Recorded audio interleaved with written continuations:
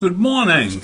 It's Monday, April 22nd, and there's good news out there because yesterday, or maybe the day before, the House approved a $95 billion aid bill for the Ukraine and Israel and Taiwan. And this is after months of delay at the hands of the ultra-conservative Republican wing of the party. But this package drew overwhelming bipartisan support. And that was reflecting that a broad consensus of our Congress agrees with what was in this bill to aid our allies overseas. And Mike Johnson's job was on the line because of the ultra-conservative Republicans who were threatening to have him removed as Speaker. And when Johnson started out, he was strictly an ultra-conservative. But he has learned in doing his job that he needs to deal with all of the members of Congress, not just the hardcore right-wingers. So there are some threats against him for getting this bill passed. Bill didn't eke by. This bill was passed with a substantial majority. So we're on the right track here to help our allies, so to speak. So Mike Johnson took on the political risk of defying the ultra-right of his party. And the scene on the House floor reflected both the broad support in Congress for him and for continuing to help the Ukrainian military defeat Russia, so to speak. And minutes before the vote on assistance to Kiev, Democrats began waving small Ukrainian flags on the House floor. And the hard right Republicans jeered at them. But the legislation includes $60 billion for Kiev and $26 billion for Israel and humanitarian aid for civilians in the conflict zones, which is including Gaza, of course. That's the big conflict zone. And $8 billion for the Indo-Pacific region. It would direct the president to seek a repayment from the Ukrainian government of $10 billion in economic assistance. This is a concept that was supported by former President Donald J. Trump.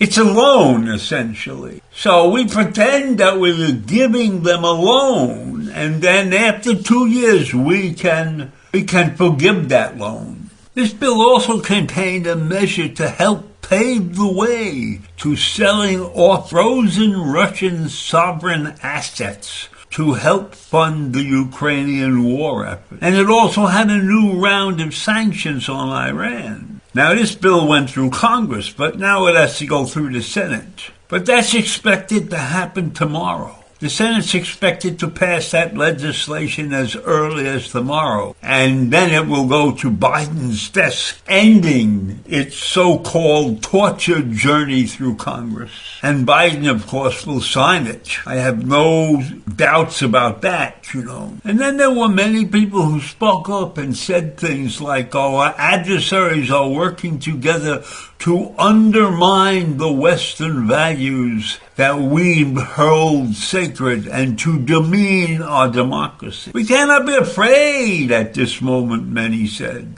We have to do what's right. We have to suppress the evil that's on the march. And so history is calling, and the U.S. has answered. Now, those were the speeches that were made in Congress in defense of this bill. Because there was a group of people who were against this bill, like Rashida Tlaib, the Democrat from Michigan who just voted present. But we know that her constituents are heavily Muslim, and so she can't go along with anything that helps Israel in her part of the world. There was also a section in this bill that recommended the imposing of sanctions on Iran, and it also had a requirement for the sale of TikTok by its Chinese owner to the United States, of course. Or we will ban the app in the United States. That really means that if Chinese owner doesn't sell us the version of TikTok that we want, we're going to ban TikTok in the United States. And that passed 364 and 58 against. Now, I'm not a TikTok user. I don't use any of those apps, actually. So I really am not expert enough to say why TikTok is so bad. But I guess the mere fact that the Chinese own it, they could be gathering information on U.S. citizens. And that would be to our detriment. So that's what I believe that portion of the bill is all about. So when you review the voting, every portion of this bill had at least 300 members voting for it. So these were not close votes at all. They said members of both parties in the House voted for our national security interests and to send a clear message to the world about the power of American leadership on the world stage. So you can see that the U.S. came together at this critical inflection point to answer history's call. That's what Biden said after this bill was passed.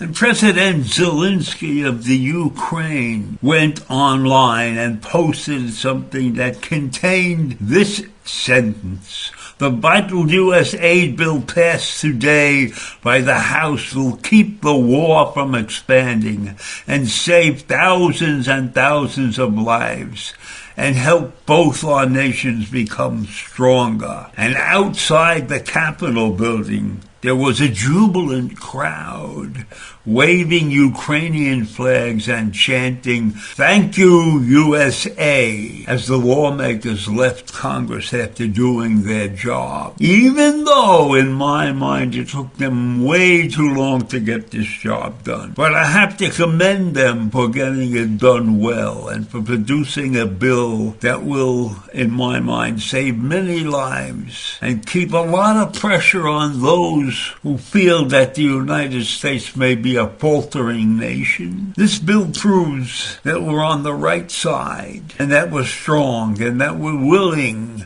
to support our allies, in spite of the fact that we have many in this country with their heads in the sand. And so I leave you with that this morning. A good bill, good for the country, good for the world, good for those three nations, and bad for the opposition of our democracy. Have a great day. Bye.